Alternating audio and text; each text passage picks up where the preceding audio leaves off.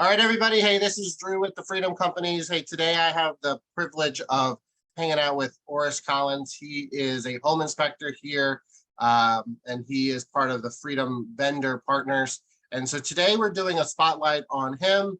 And if you've tuned in to watch any of the other spotlight videos, it's less about what their business is and what they do and how they service their clients, which is you guys. It's more to get to know them on a personal level, to kind of connect with them. So if you don't know Norris, hopefully in the next 15 minutes, you'll get a little glimpse of why he's such a good guy. So thanks, Norris, for joining me. Appreciate you. Absolutely. Thanks for having me.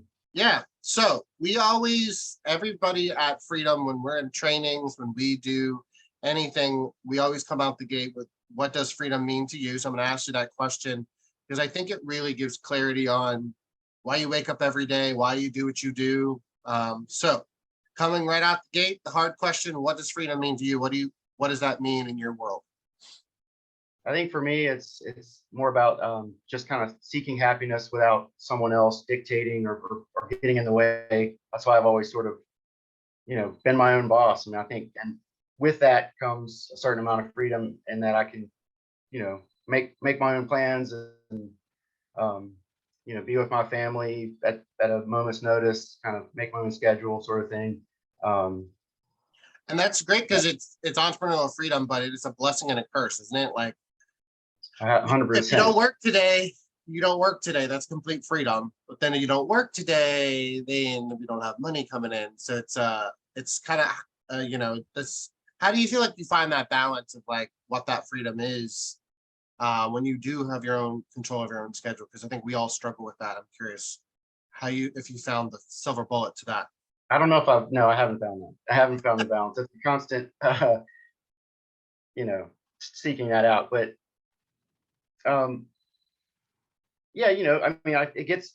it's feast or famine a lot of times, right? So a lot of times when we are super busy, you sort of like hunker down and make that money. And then, you kind of know that it's going to have some lulls, and you come up for air, and then you go to the beach, or you go camping, or you do something else, right? Yeah. We always call it counterbalance because there's no such thing as balance, especially if you're, like you said, you want freedom as an entrepreneur. Like, you got to work when you got the business, and then when you got a lull, then you also got to go, hey, let's go hop in the car and let's do something. Let's date night. Like, you got to take advantage of the little bit of the lull that sometimes the freedom gives you. So isn't there always, though, that thing in the back of your mind when there is the lull and you do have that little bit of extra freedom to do what you want? You're like, man, am I gonna? Yeah, is my business doing okay? Am I gonna make some money? I call it the oh shit moment. You're like, oh shit, do I need to get like a real job? Oh shit, what do I need to save money? Oh man, what do I do? Yes. Yep. And that is freedom in my definition. You still have that moment where you're like, I gotta work. So yeah, cool. Well, hey, you gotta. We were talking about your son before we actually hopped on here and started recording, but I want to get to know you a little about your family, whatever you're comfortable sharing with us, because we always know that business is one side of us, but it's always blended with family. So if anything you can share with us to get to know your family a little better, sure. Let us know.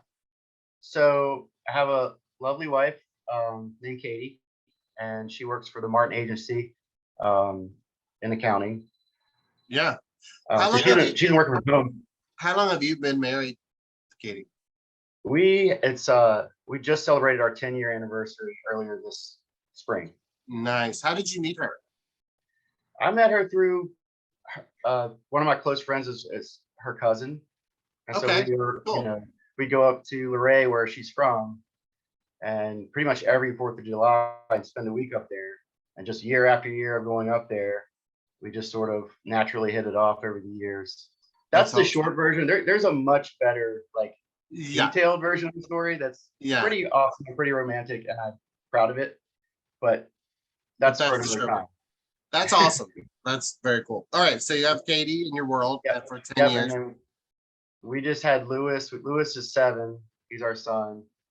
He'll be 8. His birthday is actually Halloween, which kind of comes along with its own set of challenges. But because he's awesome. What do you think? He's just wild child. Like, he's just so fun. He just has a lot of energy. So we were talking about how just that age is just tricky anyway. But how would you describe? He's an only child at this point, right? Yeah, yeah, and that's probably going to be it. Yeah, Um, yeah, I mean, he thinks he knows everything. He likes to argue about every little thing, and it's like, dude, yeah. I've been alive like I've been 7 on the times longer than you have. I've been on the You earth know? a minute. Yeah, Yeah, and I showed him one day. It was like we were arguing in the car about something completely meaningless, and it's my fault too because I kind of give into it. And so does yeah, Katie. It's like, why are we arguing with this child? Like, right. you're wrong, and here's all. It's like it's so hard. But anyway, Well, we I got also home think and because it's the only child thing, because my daughter Emma is an only child. You get in debates because you kind of they are a mini adult because they spend so much time with you as an adult. So when I right. banter with Emma, same thing. I'm like, she has no clue how the world works, and why am I arguing with her? So Right. it's Well, just, do you have a silver bullet on that one on how to just mitigate that? uh, yeah, you just understand that you don't have to have the last word, because if you really are trying to like teach them something, I Right. remember at I swear I was 8 years old. I thought my parents were dumb as crap. I mean, they just thought they Right. were dumb. Yes. And I Exactly. don't really Like know this, that you that like changed until I hit my 30s. And I was like, oh, maybe these people actually kind of have an idea of what the hell they're talking about. So right. you When you're a have kid, you're like they 20 years don't of, understand anything. They don't yeah. know what's going on in my head or what's going on in my life. It's like, So well, wait I a would minute. just let him have the last word, let him think he's right, and then he'll fail forward just like all of us. And 20 years later, he'll wake up, go, oh crap, or it's, my dad, he's maybe smarter than I thought. So, Well, I hope so. Well, let but me ask you this because this is my latest idea is that I just like if he says something I know is wrong, I'm just gonna try to go, well, that sounds interesting. Why don't you think more about that and elaborate? Maybe do some research, think about it, or you know what I mean, like put it back on him instead of going like, yeah, nope, that's wrong. yeah, I think. How did you come up with the idea, or how did you? I mean, that's a cool opinion. Why do you think like that? Because the thing is they could have Yeah. picked it up at the playground. They could have picked it up because Oh, for Aunt sure. Susie said something, and And and we're Susie. like, well, she's Aunt Susie for a reason. So, Right.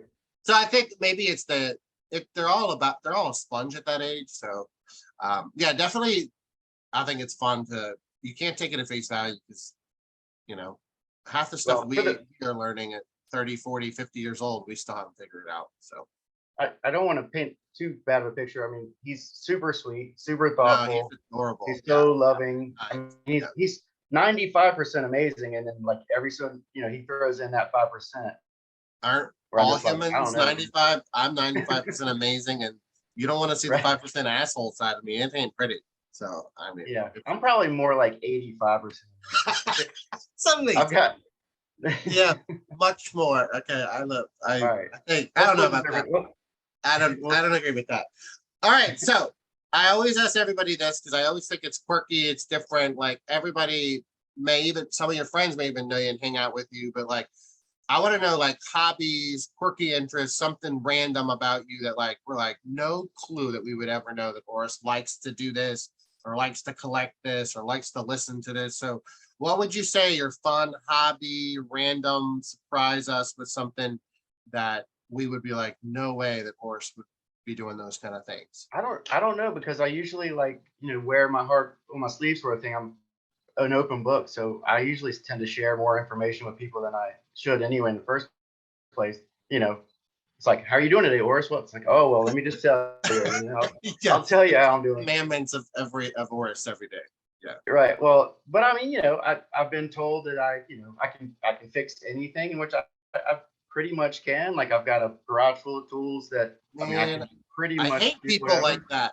I literally can't even put a damn like IKEA furniture together without like causing a fight because I'm a visually. Have you ever taken those tests where like for personality profile tests? But there's one I took that was like I'm visually an idiot. Like I can't visualize how to fix anything. So have you always been that way where you can just like take something, put it together, take it Yeah. apart, like fix it without Yeah, for literally no sure. instruction? You Yeah, always no, that's exactly how always as a kid too, like I would just take my stuff apart. I'd take toys apart, radios apart, and yeah. then like figure out how they work, put it back together, sort of thing. I had Or a not put cousin it back like together. that, and literally would like take stuff apart, put it back together. 95% of the time it would work, but then there's 5% it would like completely break. I think he took a VCR back in the day apart and it didn't work, but we just put it back on the shelf and acted like it Right. worked. But, yeah, I think Also, that's I'd just say, definitely a gift. That's very cool. and a lot of people don't know this, but like in my, it's when I was turned about 12 or 13, I started playing golf and like Really? got really good at it. Like I was like, must say I was pretty good. So So like nowadays, you keep up with golf now? Do you golf often now? no, but back then, I mean, I've literally just breathed it and slept it. Like every waking moment, I would play in, pouring down rain and lightning storms. Like my friend Chris and I, we would literally we get in trouble because we're out there holding like metal rods and lightning. Yeah, storms. in the middle of the lightning. That's not But it smart. was because we wanted to play Loved golf. it. Nothing could stop us. Yeah. So yeah, I but like have never understood that golf and baseball. I do not understand why anyone's fascinated with that sport. So that is definitely very. well, those are two very different sports. Baseball They're to both me is very boring to active me. to They're watch. both like my father-in-law watches it on TV. He listens to it in his car, like golf. And I'm like, it's like paint drying. Like golf and Right. baseball are to me are like, and I'm not a sports guy, but I can do soccer, basketball, maybe because I'm from the Midwest, but golf is a special patience Well, yeah, and concentration. it's a particularly difficult thing to do. It's very Like hard. people think, oh, you just like because they play putt putts, like oh, you just hit the ball and you get it in the hole. It's like no, it's vastly more complicated. Yeah. Well, you Yeah. also don't want to see me play putt putt because I suck at that too. So it's not good. Well, so cool. I would have never guessed that. So I only have a couple more questions because if we make this too long, people aren't going to listen to it, honestly. Right, totally. And then also maybe you and I are not that cool to like talk right at each other for like 30 minutes. But I always Not like this early in the day, anyway. exactly. That's true. Maybe later on with like a cocktail or two, we could talk a lot more. But so I wrote this incorrectly. I said if you had a magic wand, but I said manic wand, so that's not a good wand to have. But I said if you had a magic wand, and wave it 5 years forward, what do you kind of see your life looking like in 5 years? I always ask this question because I truly believe you can change your business, change your life in a 5-year span with being very intentional. So, I always put out in the universe, 5 years, I want this, 5 years, I want that, because what you focus on expands. So what's your magic wand? If you were to look at yourself 5 years forward, what year would that be? 2027. Yeah. So that would, Yeah. how old would your son be at that point? So he's 8, 9, 10, 11, 12, 13. Yeah. Wow. You have a whole nother set of Right. emotions and arguments. Yeah. All right. Yeah. So 2027, right? And Yeah, I mean, if we're talking about a what do you magic think? wand, right? Like in a perfect world, I will be traveling full time, camping in a pull behind little off-road trailer behind my Jeep. I love that. With Katie and Lewis. I'd love to be able to homeschool him, teach him just ourselves, like while we're camping. So I mean, he's such a different kid when we're camping. He's like just so curious and playful. He's a real kid at that point. So Yeah. he's out there like digging in the dirt with a shovel and he's so happy and so even keel and so agreeable. And that's not the only reason I'd want to do it. I mean, I also like really love to travel and see new things and be in a different place all the time. And that came from, I think, touring with my band back in the day. We spent, months at a time. You were in a band? I don't think people know that. Yeah, you can tell that Oh, story. well, yeah, but I don't like talking about stuff. But we toured and we had the advantage of playing music, right? So I've had a we couple just played people music that every night. are in the music industry and they say tours, as fun as they are, they make no money. And No, we didn't make any money. it's just the experience and you're trying to get your name out there so they buy your record or CD or whatever the hell it's called now. Yeah, and it's 100%. We made enough money for gas to get to the next show. To the next like, shot. Yeah.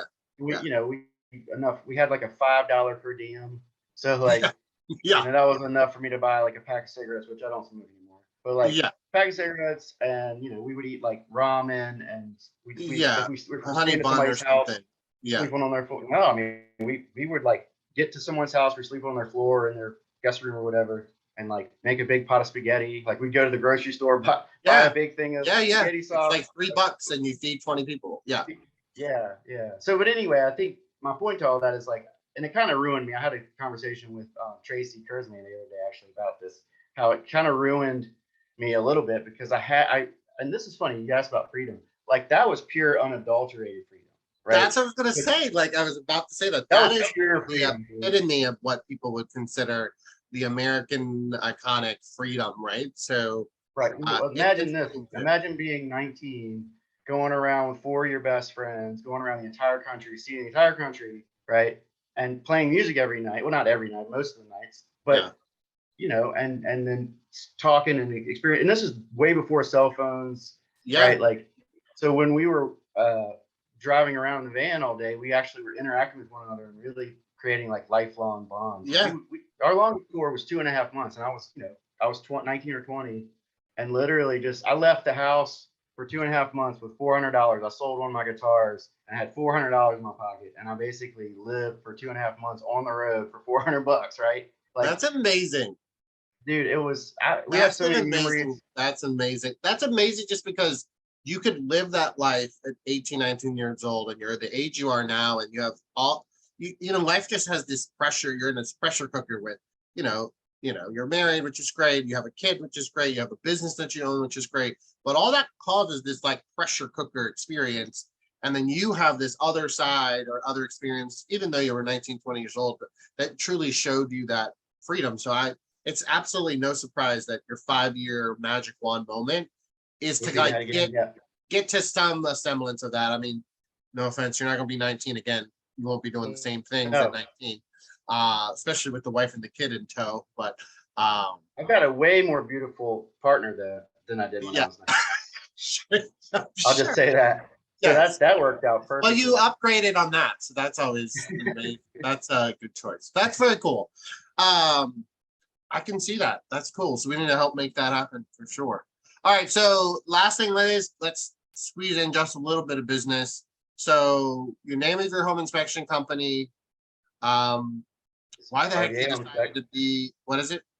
RVA HomeSpec. RVA HomeSpec. How did you come up with that name? Everyone has all these crazy names, and I had to come up with my name. Like, was it just whatever? Need to do something? Honestly, so I was like training down in Virginia Beach, and I was staying with my best friend's sister, who she let me stay at her house the whole week while I was training. And I was just like, laying in the bed, brainstorming, had my little logo app out, like making logos and stuff. Yeah. And it just sort of made sense. I was kind of playing with some different. I love it because it's easy to remember, and it's obviously it's local, so it shows that you're really rooted in the community. Sometimes I see other businesses, doesn't have to be home inspectors, where it's this crazy name. I can't spell it. I don't know what the heck it is. And it's cool, but like it doesn't resonate with the industry that they're trying to even be in, whether it's a restaurant or a hotel. I'm like, what are you trying to be? Are you an accounting firm? Are you a hotel? What are you trying to be? So I think a name being simple and easy to read and understand is somewhat of a lost art right now. I was a little reluctant because RVA is kind of like, it's kind of a, it's a local, it's a somebody come. I mean, obviously we use that slang all the time because we're locals, but my family's like, what does RVA mean? I'm like, it doesn't mean anything unless obviously Richmond, Virginia is connected to that, because it does. I think it's kind of cool. I think it's so cool too. I mean, because it's sort of like it says River, kind of. Yeah. And we're River City. I just think that's kind of really. Yeah, totally.